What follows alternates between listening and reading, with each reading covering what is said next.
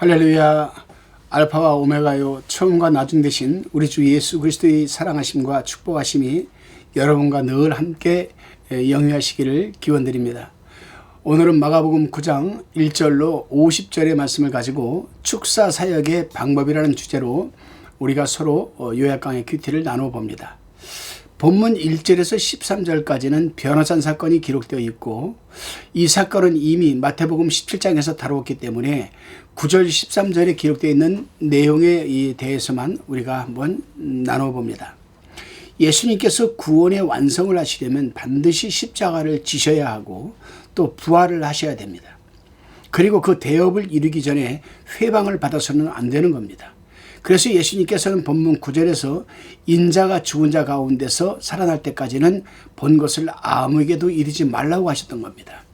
이 말씀을 보면 변호사에서 예수님과 모세와 엘리야 이렇게 셋이서 대화를 나눈 것이 십자가 지실 내용과 부활하실 내용에 대해서 말씀하신 것이라는 생각을 하게 됩니다. 제자들은 이것을 들었죠. 보고. 그런데 제자들은 부활에 대한 진리를 깨닫지 못하고 있었기 때문에 죽은 자 가운데서 살아나는 것이 무엇일까라고 생각하고 있었습니다. 그러므로 우리도 성경 말씀 중에 깨닫지 못하는 부분이 있으면 그대로 믿고 또 받아야 하고 들어야 하고 믿어야 합니다. 그러면 그 사실이 이루어질 때에 깨닫게 되는 겁니다. 오늘날도 많은 사람들이 우리가 죽으면 다시 부활한다. 어떻게 부활하느냐 또 물어봐요. 사람이 죽으면 어떻게 부활이 되느냐, 말이 되는 소리냐. 그러면 우리가 이거를 갖다가 진리대로 말씀을 한다면 사람이 흙으로 지어질 수가 있겠느냐라고 반문해 볼 수 있어요. 그리고 흙으로 사람을 빚어놓고 그 코에다가 하나님께서 생기를 불어넣어서 우리 인간이 됐다라면 믿으시겠습니까, 여러분? 그런데 이것이 과학적으로 증명이 된다는 얘기입니다. 다른 종교들은요, 우리 기독교가 이 세상에 있는 많은 종교들 중에서 가장 우월성을 가지고 있는 부분이 바로 이런 부분이거든요. 과학적으로 고고학적으로 증명이 된다는 겁니다. 전 세계에서 얼마나 많은 성경학자 또 고고학자들이 구약시대에 있었던 신약시대에 있었던 사건들과 또한 환경들을 지금 발굴해내고 있지 않습니까? 그대로. 사람이 죽으면 뭐가 돼요? 한 줌의 흙뿐이 안 돼요. 흙은 뭡니까? 흙은 티끌이에요. 티끌 먼지예요. 먼지가 쌓이고 모이고 뒹굴고 모이고 그래서 그게 흙이 되는 거예요. 그러면 사람이 죽어서 100년만 되면 뼈 없어요. 뼈도 없어요. 한 줌의 흙밖에 안 남아요. 성경적으로 맞잖아요. 그러면 하나님께서 우리 인간을 어떻게 아시는가? 우리 인간을. 홍길동이 민충만이를 어떻게 알고 부활을 시키는가? 그래요? 그렇다면 또 이렇게 한번 얘기를 해봅시다. 하나님께서 우리를 구원하실 때는, 부르실 때는 그때마다 적시적대에 부르는 게 아니에요. 에베소서 1장 3절 이하를 보게 되면은 창세전에 하나님께서는 우리를 미리 아셨다고 했습니다. 그리고 예정하셔서 때가 되어 아버지라 부를 수 있는 믿음을 주시고 천국 백성 삼아 주신 거예요. 하나님께서는 우리가 태어나기도 전에 미리 아시는 겁니다. 이것을 우리는 알파와 오메가가 되시는 하나님이라고 그러세요. 이 부분을 어떻게 우리가 논할 겁니까? 다시가 우리가 14절에서 29절까지를 살펴봅니다. 이 부분은 변화산에 올라갔던 예수님과 그 제자 셋이서 산 아래로 내려와 보니까 남은 제자들이 큰 무리에 둘러싸여서 서기관들과 변론하고 있었습니다. 그러자 예수님을 본 무리가 예수님께 와서 문안을 하는데 예수님께서 너희가 무엇을 저희와 변론하고 있느냐라고 물으셨습니다. 서기관하고 변론하는 걸 보고.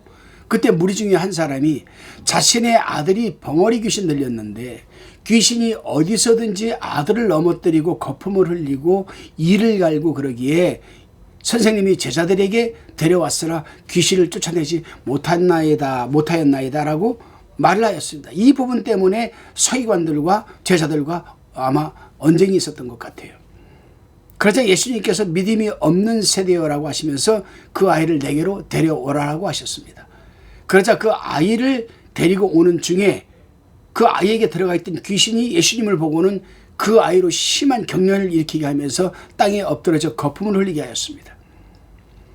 예수님께서는 그 아이 아비에게 언제부터 이렇게 되었느냐라고 물으시고는 그 아이 속에 있는 귀신에게 더러운 귀신아 내가 내게 명하노니 그 아이에게서 나오고 다시 들어가지 말라 하시니 귀신이 소리 지르면서 아이로 심한 경련을 일으키게 하고는 아이에게서 나갔습니다. 귀신이 떠난 거죠. 여기서 우리가 축사 사역을 하는 방법에 대해서 우리가 교훈을 얻을 수가 있습니다. 물론 축사 사역뿐만이 아니라 치유 사역을 하는 데에는 여러 가지 방법이 있어요. 상담법이 있고 상담을 하고 나서 상담법이 있고 상담하는 가운데 또 귀신이 떠난 것도 저는 경험해 봤습니다. 상담을 하고 이 아이가 언제 어느 때 이 사람이 언제 어느 때 이렇게 되었고 언제 어느 때 귀신이 들어왔고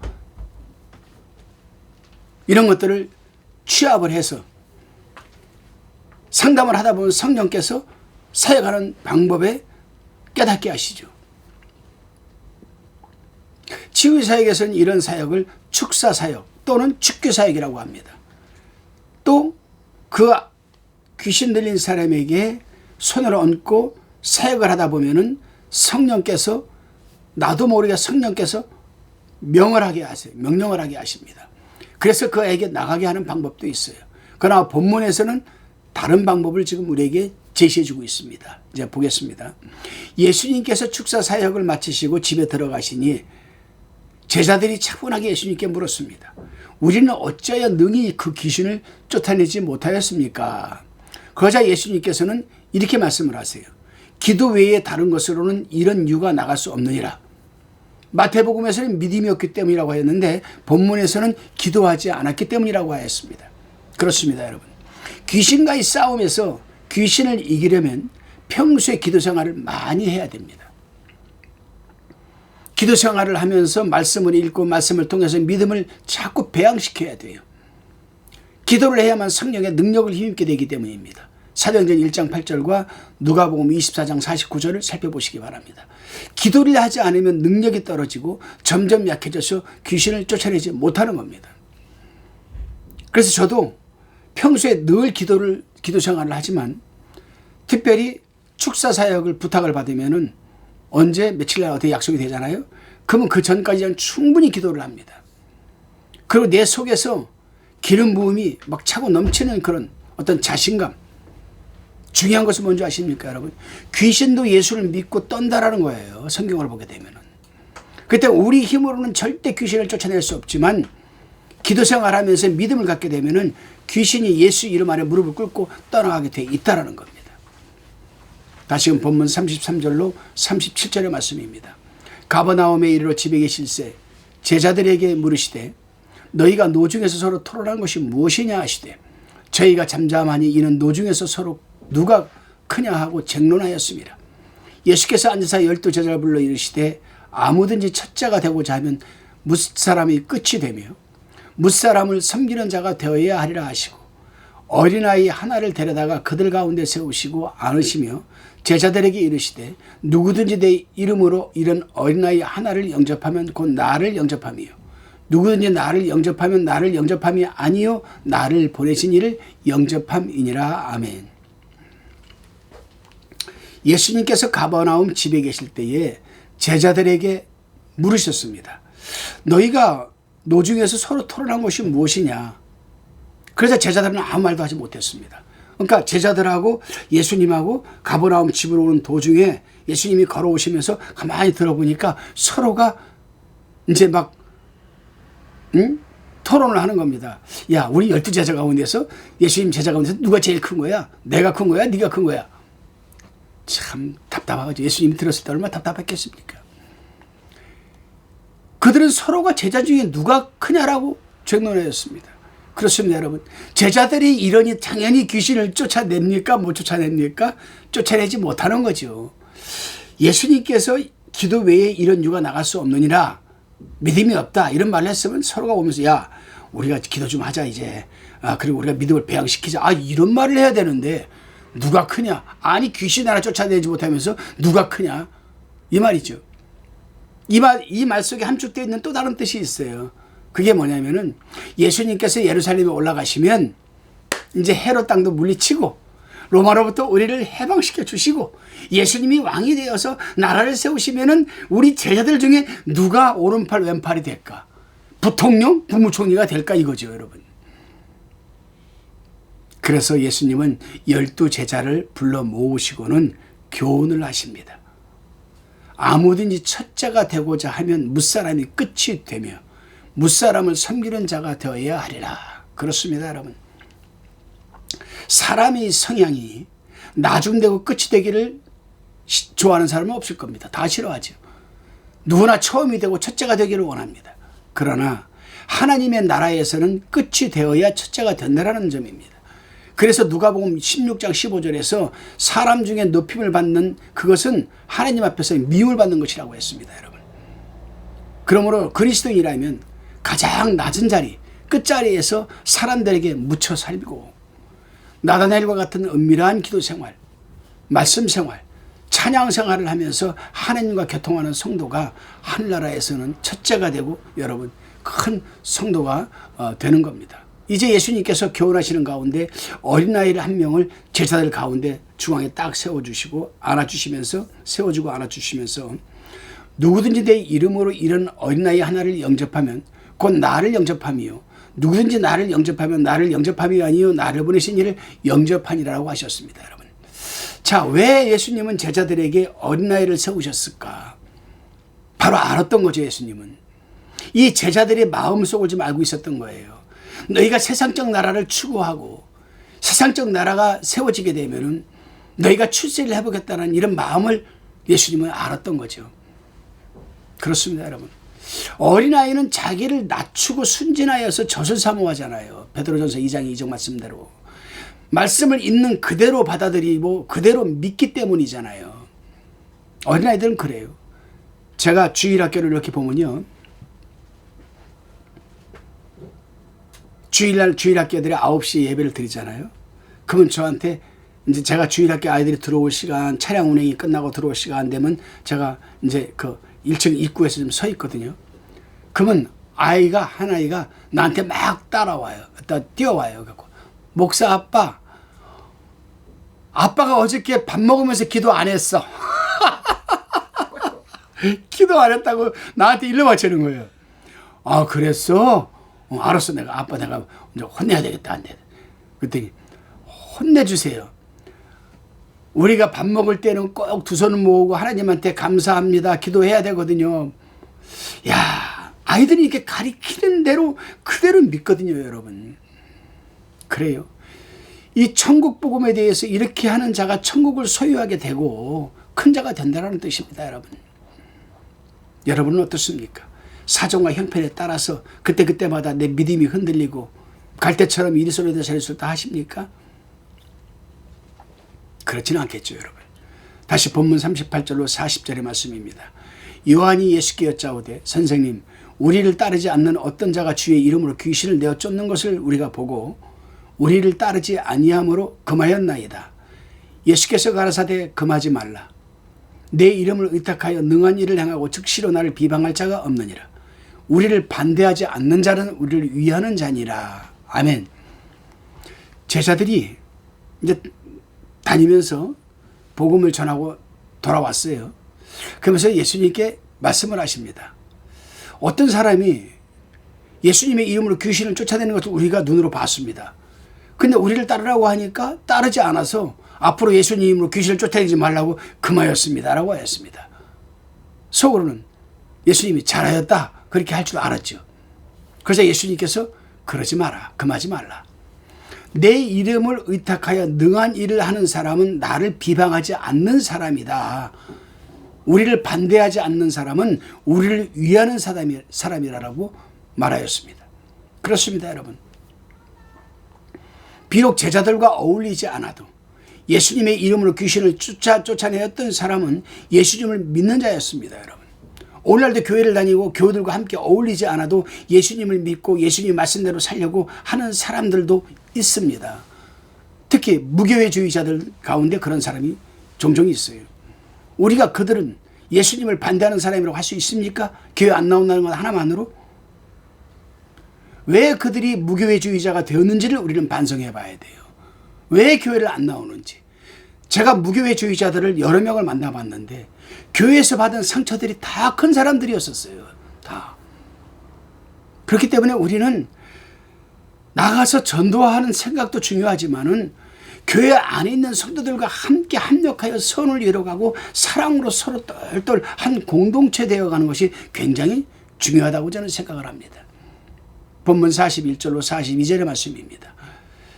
누구든지 너희를 그리스도에게 속한 자라 하여 물 한 그릇을 주면 내가 진실로 너에게 이르노니 저가 결단코 상을 잃지 않으리라. 또 누구든지 나를 믿는 이 소자 중 하나를 실족해 하면 차라리 연자맷돌을 그 목에 달리우고 바다에 던지움이 나으니라. 마태복음에서도 이 부분을 다뤘죠. 그러나 우리가 좀 더 한번 살펴봅니다.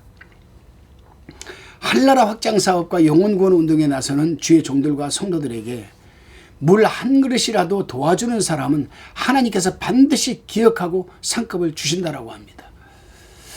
저는 교회를 여러 개를 세워봤기 때문에 많은 성도들을 저는 접해봤잖아요.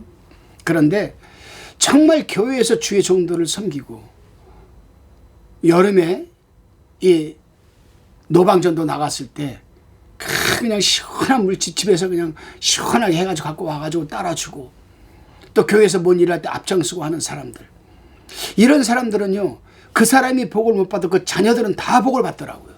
물론 당사자들도 복을 받는 것도 많이 받지만, 그렇기 때문에 우리는 하나님의 구원운동, 진리 전파를 위해서 애쓰는 주의 종들과 성도들에게 물 한 것이라도 도와주는 자리에 있어야 복을 받게 된다는 사실을 잊지 마시기 바랍니다. 그러나 반대로 그런 주의 종들과 성도들에게 도움을 주지는 못하고 오히려 실족해하는 자들은 차라리 연자맷돌을 그 목에 달리우고 바다에 던져지는 것이 낫다라고 하였습니다. 아니 도대체 받을 벌이 얼마나 크길래 차라리 연자맷돌을 목에 달고 바다에 빠지는 것이 낫다고 말씀하십니까? 여기 본문에서 말하는 연자맷돌은 소나 나귀가 돌리면서 올리브를 으깨는 맷돌입니다. 그 무게가 1톤이 넘는 맷돌 말하는 거예요. 1톤이 넘어요 그 무게가. 그거를 달고 바다에 빠지라는 거예요 차라리. 이것은 그만큼 죄가 크다는 것을 의미하는 겁니다 여러분. 우리 또한 마찬가지입니다.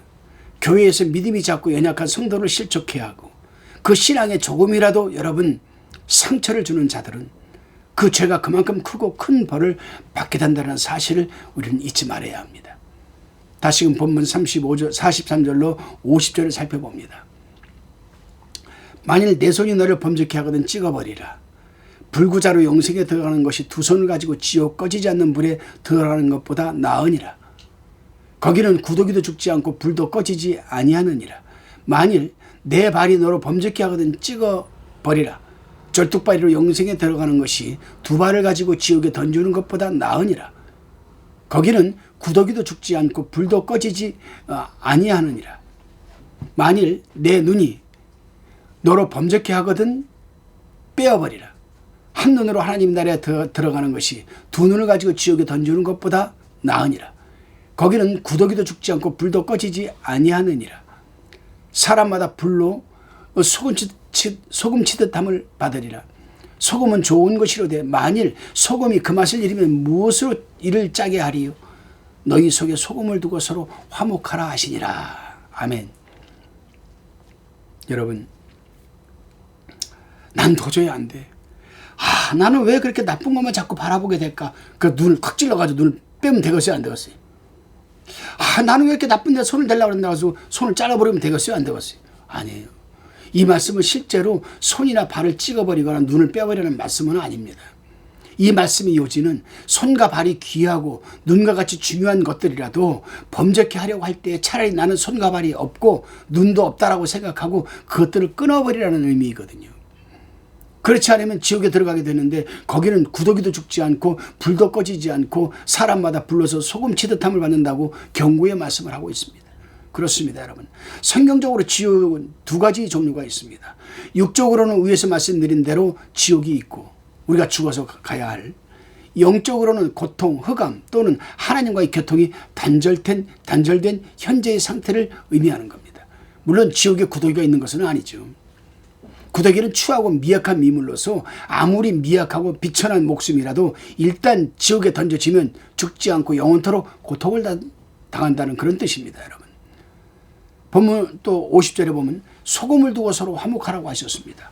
이것은 성도가 하나님의 은혜 가운데 소금처럼 녹아져서 화목하라는 뜻으로 성도들 간에 또는 이웃 간에 불협화음이 날 것 같으면 소금을 생각하라는 겁니다. 그래서 그래 내가 소금처럼 녹아져서 내가 참아야지 녹아져서 화협을 해야 되겠다. 그런 생각을 하라는 겁니다. 그런 성도들이 되시기를 주님의 이름으로 축원합니다. 기도하시겠습니다. 주님, 세상을 살아가다 보면 서로의 생각이 다르고 또한 자의반 타의반으로 부딪히고 하는 경우가 있습니다. 그럴 때마다 내가 소금이 되어서 섬기고 헌신하면서 불협화음을 사랑으로 화협하게 만들게 하옵소서. 믿사옵고 감사드리오며 예수님의 이름으로 기도드리옵나이다. 아멘.